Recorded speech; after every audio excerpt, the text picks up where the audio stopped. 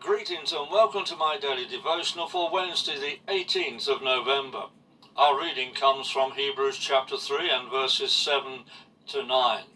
Therefore, just as the Holy Spirit says, today, if you hear his voice, don't harden your hearts, as happened in the rebellion on the day of testing in the desert, where your fathers tested and tried me for 40 years. They saw my works. It is one thing to listen and hear what someone has said. It is another matter to take it on board and submit ourselves to what has been said. During this time of COVID-19 pandemic, there are those who hear what the government is saying and submit themselves to the lockdown restrictions, and there are those who will hear what is said but who choose to disregard it.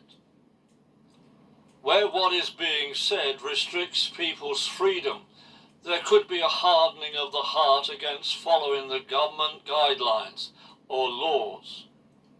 It happened to Jesus. People heard what he said and they understood what he said and they saw the implications that it had for them on a personal level.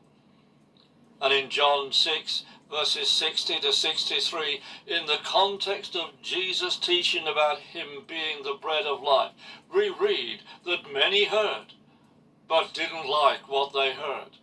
This is what we read.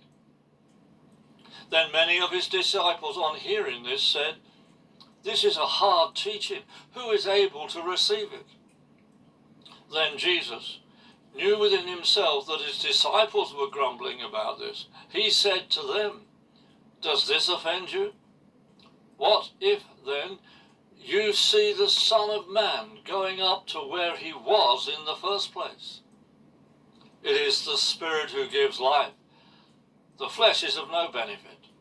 The words that I have spoken to you are spirit and life."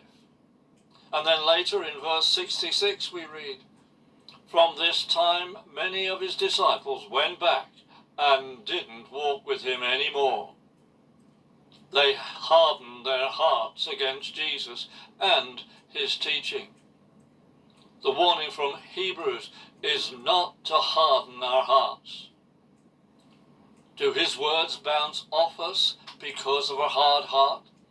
Or do his words soak into our hearts as water soaks into a sponge?